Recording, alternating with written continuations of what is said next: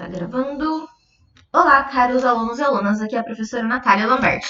E hoje a gente vai continuar a aula da semana passada com a apostila de produção de texto. Então, vocês peguem essa apostila, peguem um lápis para a gente poder corrigir os exercícios da semana passada e anotar coisas novas. Vocês vão abrir na página 14, que é essa página que está aparecendo aqui na tela de vocês, para a gente poder conversar sobre o que vocês leram semana passada. Eu passei como dever de casa ler as páginas 16, 17 e também fazer os exercícios da página 18. Hoje a gente vai reler os textos juntos e fazer os exercícios, certo? Eu vou corrigir com vocês, então vocês deem certo no que vocês acertaram, corrijam o que tiver errado e a gente também vai ver alguns exercícios novos.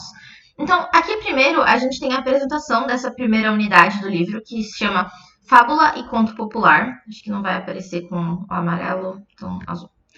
Fábula e Conto Popular. A gente já estudou a apostila de produção de texto quando a gente estava vendo sobre cartas. Então agora a gente vai ver Fábula e Conto Popular.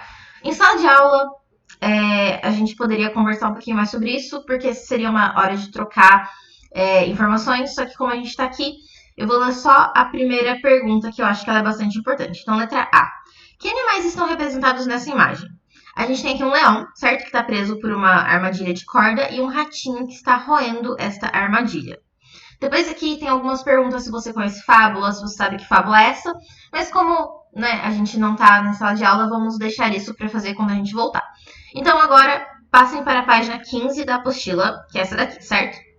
Eu pedi para vocês lerem esses textos e eu vou ler junto com vocês novamente para a gente poder anotar algumas coisas que são importantes. Então, capítulo 1. Fábula. O que é uma fábula? Fábula é qualquer tipo de história que seja contada com uma moral, ou seja, alguma coisa para ensinar no final dela. E essas histórias são contadas com personagens que são animais que falam, animais que fazem coisas parecidas com coisas dos seres humanos, tipo trabalhar, constituir família e etc. Certo? Então vamos ler um pouquinho mais sobre fábula. Contextualizando. Contextualizar é explicar sobre o assunto. O texto que você vai ler, esse daqui, que é O Pastor e os Lobos, a gente já vai chegar lá. O texto que você vai ler é uma adaptação da fábula O Pastor e os Lobos, do Êxopo. Êxopo, esse nome é muito importante. Êxopo, ele é uma pessoa que, na verdade, a gente não tem muita certeza sobre quem ele era, porque é uma pessoa que viveu há muito tempo mesmo. Ele nasceu em Nesebar, que ficava na Grécia Antiga, no ano 620 a.C. Então, ele nasceu antes de Cristo, certo? E morreu na cidade de Delfos, que também era uma cidade grega. A gente não sabe muita coisa sobre o Êxopo, porque naquela época, apesar de já existir escrita, as histórias eram contadas de forma oral. As histórias eram contadas de pessoas para pessoas. Você ouvia uma história, aprendia ela e contava para outras pessoas. Você não lia ela em livros. Isso não era muito comum. Mas já existia escrita, mas não era muito comum que as pessoas tivessem livros em casa, certo? Enfim, a gente não sabe muitas coisas sobre o Êxopo, mas a gente sabe que ele era uma das primeiras pessoas que escreveram as fábulas. E um exemplo é A Cigarra e a Formiga, certo? Que é uma história muito comum sobre a cigarra, que só gostava de cantar muito e não fazia nada, e a formiga que trabalhava muito. Enfim, a gente vai chegar nisso. E a gente não tem, obviamente, fotos do Êxopo e também não temos pinturas. Essa é uma pintura que foi feita, deixa eu ver aqui, muitos anos depois da existência dele, então é só uma ideia do que a gente acha que ele se parecia. Existem estátuas sobre ele que também são ideias do que a gente acha que ele se parecia. Mas é uma coisa tão antiga que a gente nunca vai ter realmente certeza, certo? Então, voltando. Você vai ler o texto do Êxopo, que é O Pastor e os Lobos. Para compreendê-lo melhor, conheça um pouco da origem das fábulas, os principais fabulistas, ou seja, pessoas que escreviam fábulas, e o porquê de os animais serem geralmente os principais personagens desse gênero. Então, primeiro de tudo, a origem das fábulas. As fábulas são textos narrativos, ou seja, que contam uma narrativa, uma história, relativamente curtos, se comparados com um romance, por exemplo. Um romance é um livro inteiro e a fábula é uma história bem menor, em que os personagens geralmente são animais que apresentam características humanas. Que características são essas? Podem ser várias. Pode ser trabalhar, falar uns com os outros, ter uma família, brincar, assim por diante. São textos que trazem uma lição de moral, ou seja, alguma coisa que você vai aprender no final da história, com a intenção de ensinar uma coisa ao leitor. Acredita-se que a fábula tenha sido criada pelo fabulista grego Êxopo, certo? Que a gente tem a fotinho dele aqui, que é aquela pintura que eu mostrei, no século 6 a.C., para ensinar as pessoas a agir de maneira exemplar e com sabedoria. Então ele criava histórias sobre animais fazendo coisas parecidas com os seres humanos para ensinar as pessoas sobre bom comportamento e como viver em sociedade. No século I a.C., o fabulista romano Fedro, Romano é onde a gente é Roma, né, que é onde é Itália agora, recontou os textos de Êxopo e acabou sendo responsável pela introdução das fábulas na literatura latina, falando de injustiças e problemas sociais. A literatura latina, vamos colocar aqui uma coisa. Primeiro a gente tem literatura grega. Não é necessariamente a origem de toda a literatura, mas é onde começam as fábulas, certo? Literatura grega. Depois, a Grécia Antiga, que era... Hoje existe a Grécia, mas a Grécia Antiga era um lugar muito maior, muito diferente do que a gente tem hoje. E a Grécia, ela foi tomada pelos romanos, certo? Então, depois surgiu a literatura romana, que tinha muitos elementos da literatura grega, só que completamente com nomes diferentes e completamente mudados, certo? Então, um exemplo seriam os deuses gregos. Existem vários deuses gregos famosos, como, por exemplo, Zeus, que é o deus dos céus, Poseidon, que é o deus dos mares, ou mesmo Hades, que é o deus do mundo dos mortos. Esses são os três grandes deuses da mitologia grega. A mitologia romana tinha os mesmos deuses, mas com nomes diferentes, certo? Então Zeus, ele virava Júpiter. Era o mesmo personagem, com as mesmas histórias, mas o nome dele era diferente, Júpiter. Inclusive, os nomes dos nossos planetas foram dados em homenagem aos deuses romanos, certo? Depois, Poseidon, que era o deus dos mares, ficou como Netuno. E Hades é o um pouco esquecido e distante Plutão. Isso é um exemplo, certo? De como a literatura romana era muito parecida com a grega e, ao mesmo tempo, tinha coisas diferentes. Então, aqui, quando o texto diz que o fabulista Fedro recontou os contos de Êxopo, o Fedro era romano, ele viveu muito tempo depois do Êxopo, mas ele recontou as histórias gregas do Êxopo de uma forma romana, certo? Então, a língua romana, não existe uma língua romana, era o latim, as pessoas falavam latim em Roma, né? Deixa eu colocar aqui, Roma. O latim. Hoje, a gente tem a Itália, que é onde ficava Roma, e na Itália se fala italiano. Italiano é uma língua muito parecida com o latim. Então, a gente tem algumas coisas importantes. Então, italiano ele teve origem no romano, latim, certo? Isso é importante lembrar. O romano era a literatura romana. Latim era o idioma que Roma falava. Do latim surgiu o italiano. E do italiano surgiram várias línguas que a gente chama de línguas românticas, que vieram de Roma. Não por serem românticas de amor, mas por virem de Roma.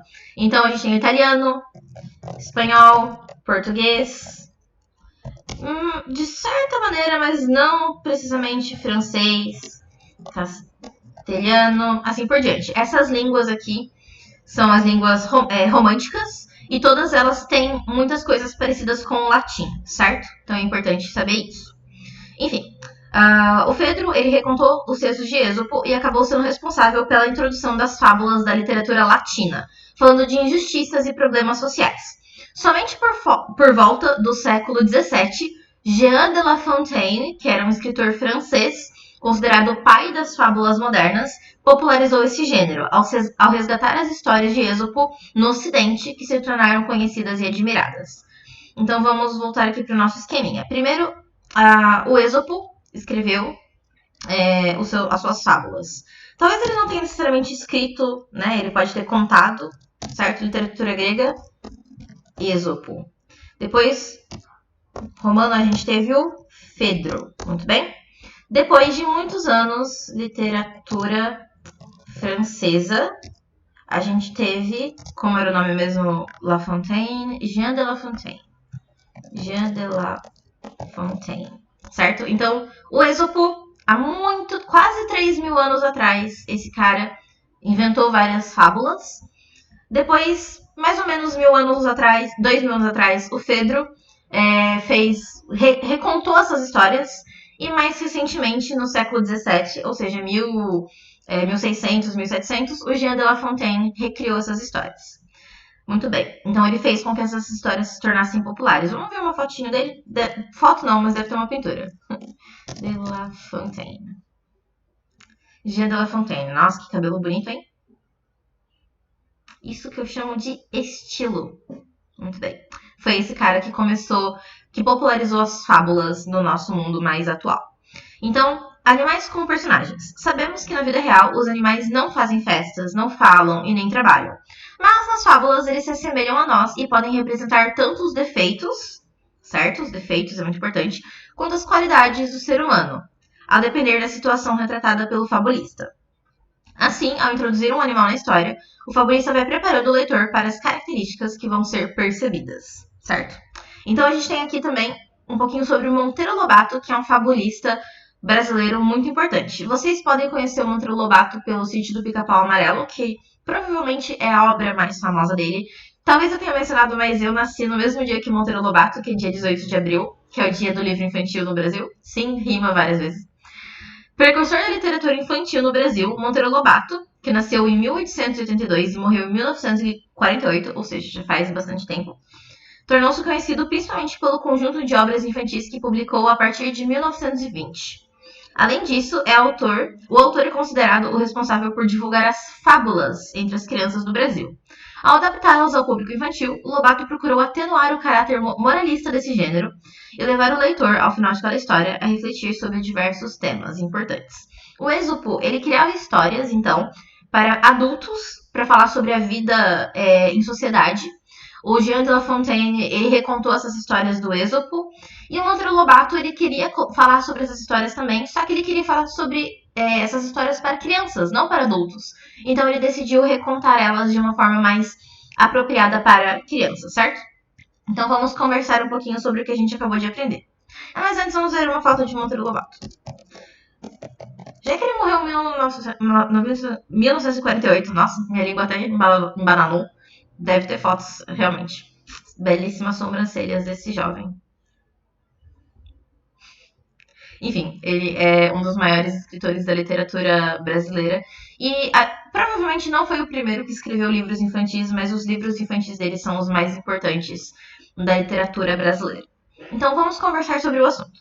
Você conhece alguma história que apresenta ensinamentos para o leitor? Comente com os seus colegas. Bom, a gente não está em sala de aula agora, mas você provavelmente deve conhecer histórias que falam sobre lições e tentam ensinar coisas para as pessoas. Como a gente viu, o Êxopo, ele criou a história da cigarra e da formiga. Que história é essa?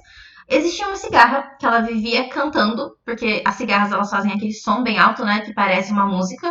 E na história, apesar da cigarra não cantar de verdade, a história que por Êxopo é que a cigarra cantava de verdade, cantava músicas. E enquanto a cigarra gostava de cantar, a formiga, por outro lado, ficava trabalhando, juntando comida e etc. Quando chega o inverno, a formiga ela conseguiu juntar muita comida para ela mesma, conseguiu montar sua casa para ela ficar segura, para não passar frio, para não passar fome. Então ela conseguiu assegurar que ela vai ter uma vida confortável durante momentos difíceis, que seria o inverno. E a cigarra, ela não juntou comida, não trabalhou, não criou sua casa, ficou apenas cantando. Então ela só se divertia enquanto a formiga trabalhava. E enquanto a formiga estava bonitinha dentro da casa dela no frio e comendo sua comidinha, vivendo de forma confortável, a cigarra não tinha comida, não tinha abrigo e a cigarra infelizmente morre. Então é uma lição dizendo que você tem que trabalhar, para conseguir assegurar uma vida confortável para você. E apenas se divertir e brincar não vai levar você a lugar nenhum, certo? Não é dizendo que brincar e se divertir é errado. Tem que existir um equilíbrio entre as duas coisas, certo? Essa é a lição dessa fábula. Você gosta de textos como esses? O que você já aprendeu com eles? Isso também é uma resposta pessoal. Você vai pensar, você gosta desse tipo de história? O que você pode aprender com elas? Pense um pouquinho sobre esse assunto. Como você conheceu essas histórias? Bom, eu não tenho como perguntar para vocês agora, mas eu vou dizer como eu acho que a maior parte das pessoas conhece, que é assistindo filmes da Disney ou assistindo desenhos animados na televisão. É assim que a gente costuma conhecer histórias de fábula, certo? Com base no título da fábula a seguir, que é O Pastor e os Lobos, e na ilustração que acompanha, que a gente tem aqui embaixo, ó, tem um menino, certo? Várias ovelhinhas. Na ilustração que acompanha, o que você imagina que vai acontecer nessa história? Vamos pensar um pouquinho. Tem um menino aqui, ele tá com uma roupa, tá com um suspensório, um chapéuzinho, então você imagina que ele deve ser o pastor, certo? Ele tá falando alguma coisa, gritando talvez, então ele tá chamando alguém. E a gente tem as ovelhas, mas a gente não tem nenhum lobo. Mas a gente sabe que os lobos caçam ovelhas. Talvez ele esteja preocupado com alguma ovelha que sumiu e está preocupado que talvez o lobo coma essas ovelhas. Bom, vamos ler o texto para a gente descobrir o que vai acontecer de fato. Vamos ver. Qual ensinamento importante essa fábula traz? Vamos conferir? Leia o texto e descubra a reflexão que ela propõe. Então a gente vai ler esse texto juntos. O pastor e os lobos. Um jovem pastor, esse é o jovem pastor, cansado de cuidar o dia todo do seu rebanho. O rebanho, interessante, hein? A gente estudou isso na aula passada. Rebanho. Pode anotar isso aqui, rebanho. Substantivo coletivo para ovelhas, certo? Um rebanho de ovelhas. Um pastor... Opa, deixa eu colocar o quadradinho de volta. Quadradinho, muito bem. Um jovem pastor, cansado de cuidar o dia todo de seu rebanho, teve uma ideia: enganar os habitantes de sua aldeia para poder se divertir. Certo dia, após levar os seus numerosos carneiros são os filhotes das ovelhas, rumo à montanha, lá do alto, ele começou a berrar: socorro, socorro, os lobos estão nos atacando! Então ele queria ficar só descansando, então ele mentiu para as pessoas, certo? Preocupados com o pastor e com os pobres carneiros, os moradores da aldeia correram para o topo da montanha para conseguir agarrar os esfomeados lobos antes que eles atacassem. Chegando lá, encontraram os carneiros descansando e o pastor estava morrendo de rir. Que mentira! Que brincadeira mais sem graça! Disseram, magoados. Ou seja, todo mundo ficou preocupado que um lobo fosse comer os carneiros ou até mesmo machucar o menino. E eles estavam preocupados de verdade. Só que foi uma brincadeira sem graça do menino, certo? Essa cena se repetiu muitas e muitas vezes. Eis que num belo entardecer, os lobos realmente apareceram. Então, em alto e bom som, o jovem pastor deu o seu grito de horror. Socorro, socorro, os lobos estão nos atacando. Porém, dessa vez, ninguém acreditou, porque ele já tinha mentido muitas vezes. Nenhuma pessoa sequer atendeu ao seu chamado, pois todos estavam cansados de ser enganados. Assim, os lobos atacaram o rebanho inteiro, e o pastor, triste e sozinho na montanha, concluiu: de nada adianta mentir, pois quando falamos a verdade, ninguém acredita. Esta é a moral da história. O menino mentiu tantas vezes que as pessoas simplesmente pararam de acreditar nele, e quando ele realmente estava em perigo, ele não conseguiu ajuda porque ninguém acreditou no que ele dizia. Então agora nós vamos para a próxima página, que é a página 18, que era a página que eu tinha deixado como dever de casa para vocês, certo? Então a gente vai corrigir estes exercícios. Muito bem? São exercícios 1, 2, 3, 4 e 5. Vocês estão ouvindo a sirene? Enfim. Aqui, compreendendo. Número 1. A fábula mostra que os moradores costumavam atender o chamado do pastor. Por que eles faziam isso? Por que as pessoas realmente subiam a montanha quando o menino gritava: socorro, socorro, os lobos chegaram! As pessoas, a gente tem várias respostas para isso, mas provavelmente é porque as pessoas, elas estavam preocupadas com o menino, certo? Vamos ler. Aqui a gente tem as respostas do livro. Vamos ver o que o livro diz. Eles faziam isso porque se preocupavam com o pastor e com o rebanho. Exatamente. Tinham medo que os lobos atacassem as ovelhinhas, os carneirinhos e o menino, então eles iam lá socorrer, certo? Número 2. Em uma narrativa como a fábula, é comum a relação de causa e consequência entre os acontecimentos. Então vamos anotar aqui. Causa, vamos colocar mesmo uma causa, consequência. Ou seja, alguma coisa acontece e isso tem uma consequência, certo? Então, vamos lembrar da história da cigarra e da formiga que eu acabei de contar, né? Na história da cigarra, a cigarra canta o dia todo, enquanto isso, a formiga trabalha o dia todo. Nisso, essa é a causa. O que acontece quando a cigarra só fica cantando o dia todo? Ela não consegue guardar comida e morre de fome. A formiga, por outro lado, ela de fato trabalha o dia todo, então ela guarda comida e sobrevive ao inverno. Fala aí para as pessoas. Ai, estou atrapalhando a minha mamãe. Desce. Causa e consequência. Então vamos voltar para a pergunta. Em uma narrativa como a fábula, é comum a relação de causa e consequência. Uma coisa acontece e leva a outra. Quais foram as consequências das constantes mentiras do pastor? Então, a gente tem aqui. O pastor mentia que estava sendo atacado por lobos E a primeira consequência é: as pessoas acreditavam e iam socorrê-lo. Porém, o pastor mentiu muitas vezes e perdeu a confiança.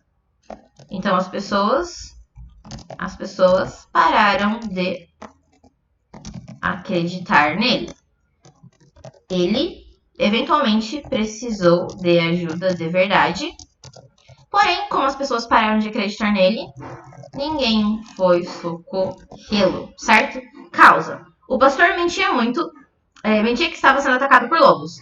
Primeiro, as pessoas acreditavam e iam socorrer, certo? Só que daí ele mentiu muitas vezes e acabou perdendo a confiança das pessoas. Então as pessoas pararam de acreditar nele. Ele precisou de ajuda de verdade quando os lobos vieram e ninguém foi socorrê-lo. Causa, consequência, certo? Então, vamos ler aqui. Vamos ler a resposta do livro. Além... Nossa, que letrinha pequena. Vou ler aqui no meu que eu acho que tá maior. Além de os moradores deixarem de acreditar nele, o pastor teve um grande prejuízo, pois perdeu o seu rebanho. Ou seja, os lobos comeram os seus carneirinhos. Uma grande pena. Número 3. Em sua opinião, o pastor conhecia as consequências de sua atitude? Você acha que ele sabia que mentir demais levaria ele a eventualmente não ser socorrido? Vamos voltar aqui no final do texto, ó. A última fala dele: de nada adianta mentir, pois quando falamos a verdade, ninguém acredita. Ou seja, ele percebeu no final da história que ele fez uma coisa errada. Ele mentiu muito e as pessoas pararam de acreditar nele. Se ele descobriu isso no final, quer dizer que antes ele não sabia, não é mesmo? Essa é uma resposta que eu estou imaginando. Vamos ver o que o livro diz. Número 3. A resposta é pessoal, ou seja, cada um pode ter sua resposta. Uma resposta possível: não, pois ele nunca achou que algo terrível poderia de fato acontecer e que ele viesse a precisar da ajuda dos moradores de verdade. Então, essa é uma possibilidade. Porém, você pode achar também que ele sabia desde o início que as pessoas poderiam não acreditar nele no final das contas e ele acabou mentindo do mesmo jeito porque ele queria ficar descansando ou se divertindo às custas dos outros. Número 4. Imagine que o pastor quisesse reconquistar a confiança das pessoas da aldeia. Que atitudes ele deveria tomar? Bom, vocês podem imaginar as atitudes, porque não existe uma resposta única, mas vamos ver o que o livro tem a dizer. Uma possível resposta: ele poderia pedir desculpas às pessoas pela atitude inconsequente e comprometer-se a não agir mais dessa maneira. É uma boa resposta, sabe? O menino ia parar de mentir e falar: ó, eu me arrependo muito, eu precisei de ajuda no momento, me arrependo de ter mentido pra vocês, não foi engraçado mentir que os lobos estavam nos atacando, eu prometo não mentir mais, pedir desculpas. Isso é muito importante, certo? É uma forma de você aprender com os seus erros. Mas ao mesmo tempo as pessoas poderiam continuar não acreditando nele, então provavelmente ele teria que fazer coisas que demonstrassem que ele mudou. Por exemplo, realmente parar de mentir, ajudar as outras pessoas, provavelmente. Isso faria com que as pessoas voltassem a acreditar nele. Número 5. No diagrama a seguir, existem 8 palavras que se referem à fábula lida e que são fundamentais para compreendê-la. Aqui a gente já tem a resposta no livro, mas vamos ler que palavras são essas. Então, ó, primeiro a gente tem aqui inconsequência. Ou seja, o garoto ele não pensou nas consequências do que aconteceria se ele mentisse muitas vezes. Essa palavra é muito importante. Então, vamos anotar aqui as palavras do número 5. Opa. Inconsequência. Opa. Inconsequência é a primeira palavra, certo? Vamos voltar aqui. Depois a gente tem aprendizagem. Ou seja, ele aprendeu alguma coisa. Ele aprendeu alguma coisa quando as mentiras dele levaram ele a não conseguir ajuda no momento que ele precisava. Moral. A moral da história é a lição que está no final da história. É a coisa que você aprende. No caso dessa história, você aprende que mentir é uma coisa muito ruim que faz com que as pessoas percam a confiança em você. Essa é a moral da história do pastor e dos lobos. Depois a gente tem aqui verdade. No caso, o menino não contou a verdade para as pessoas da onde ele morava. Sinceridade. Sinceridade vem de verdade, certo? Ele não foi sincero também. Se ele fosse sincero, as pessoas teriam ajudado ele no momento em que ele precisava. Depois, mentira. Muito importante também essa palavra, que era o que o menino estava fazendo. Imprudência. O que significa a palavra imprudência? É quando você age sem medir quando você age sem medir consequências, sem pensar no que vai acontecer. Você é imprudente, você não pensa nos resultados das suas ações, você não pensa nas consequências dos seus atos, certo? E também temos a palavra solidariedade. Por que essa palavra é importante? Vou colocar aqui. Solidariedade. Solidariedade é uma palavra importante para essa história e para a vida, porque a solidariedade fala sobre ajudar outras pessoas que moram perto da gente, que vivem perto da gente, que precisam da gente dentro da sua comunidade. Então ele vivia nessa vila, nessa aldeia, e ele precisava de ajuda das pessoas. Ele precisava que as pessoas fossem solidárias com ele. Só que e as pessoas foram no início, quando elas achavam que ele estava falando a verdade, e elas pararam de ser solidárias quando ele mentiu muito. Só que a questão é, não vale apenas as pessoas ajudarem ele. Ele precisava ser sincero com as pessoas primeiro. Como ele faltou com a verdade, como ele foi mentiroso, as pessoas não foram solidárias no momento em que ele precisava, certo? Então, essas são as palavras. Muito bem. Ok. Agora eu vou deixar como dever de casa para vocês. Vou colocar aqui uma cor diferente. Vocês vão fazer essa página aqui, página 19, que se chama Explorando a Fábula. Aqui tem algumas respostas pessoais, certo? Vocês vão falar com familiares sobre fábulas que eles conhecem, que são histórias contadas do ponto de vista de animais ou que dão lições de moral. Vocês vão falar qual é o nome da pessoa com quem vocês conversaram, a mãe de vocês, o irmão, o primo, a tia, o título da história e fazer um pequeno resumo. Podem fazer aqui pesquisa de 2 histórias, certo? Depois vocês vão ler os textos da página anterior para poder responder o número 2. E depois eu quero que vocês façam também a página 20, que é essa daqui, exercício número 3 e 4. Respondam essas perguntas aqui para nós corrigirmos na próxima semana, certo? E é isso. Não. Ok, essa aqui também, página 21 também. Vamos fazer a página 21 também, que tem os exercícios aqui 7, 8, 8A e B. Muito bem. Então, para a semana que vem, eu vou anotar aqui, ó. Dever de casa. Apostila de produção de texto. Vocês vão fazer os exercícios da página 21, 20 e 19. 19, 20. Exercícios das páginas 19, 20 e 21, certo? Essa é a videoaula de hoje. Espero que vocês tenham conseguido entender um pouco melhor sobre a fábula, sobre as histórias que têm moral. Da próxima aula a gente vai corrigir esses exercícios que eu passei, mas eu também quero mostrar, só para vocês conseguirem visualizar os outros deveres de casa das outras atividades dessa semana. Não esqueçam de fazer. Uma delas está aqui na apostila de atividades a mais. Deixa eu achar a página aqui. Vocês vão para... não, essa daqui é do primeiro bimestre. Vocês vão para a apostila do segundo bimestre. Não, desculpa. Não é a apostila de atividades a mais, me confundi. Vocês vão para a apostila do segundo bimestre, 6º ano, segundo bimestre. E vocês vão... Cadê? Deixa a página aqui. Muito bem. Vocês vão ler a página...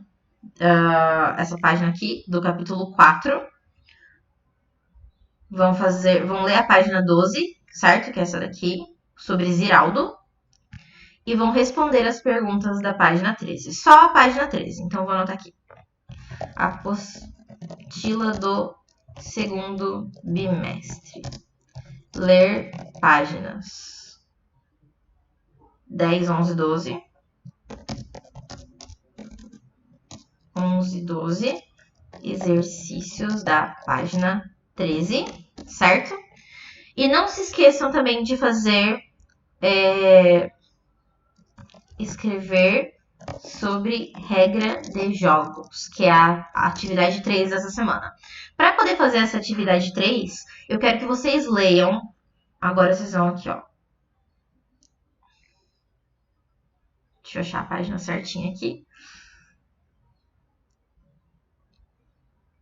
É que o livro aqui na internet está com uma numeração diferente do livro que vocês têm em mãos. Então eu vou procurar certinho. Peraí. Aqui. Na página 59 da apostila do segundo bimestre, a gente vai ler um pouquinho sobre regra de jogo. Então vocês vão ler esse texto da página 59, certo? Deixa eu descer um pouquinho aqui. E também vão ler o texto da página 60 para poder fazer a regra de jogo. Ler páginas 59 e 60 da apostila do segundo bimestre. Esses são os deveres de casa dessa semana. Tem que fazer os 3. Não é fazer um, fazer 2. Tem que fazer os 3. Então, na apostila de produção de texto, fazer os exercícios da página 19, 20 e 21. Na apostila do segundo bimestre, os exercícios da página 13. E para fazer os exercícios, vocês têm que ler essas outras páginas. E depois escrever sobre regra de jogo, lendo 2 páginas, que é 59 e 60 da apostila do segundo bimestre. Isso aqui é só para vocês visualizarem, porque vai estar escrito certinho lá na plataforma Iônica. E também vou mandar no WhatsApp para vocês verem as instruções certinhas de cada exercício, certo? Mas essa videoaula foi sobre a apostila de produção de texto, então não se esqueçam de fazer os exercícios da página 19, 20 e 21. Enfim, essa aula de hoje, pessoal, foi um pouquinho mais curta que as outras, porque eu queria mais tempo para ler os textos, não só fazendo os exercícios. Eu espero que vocês tenham gostado também. Caso tenha ficado alguma dúvida, manda mensagem para mim no WhatsApp que eu respondo. E não esqueçam de fazer os outros deveres de casa. E é isso, até a próxima semana.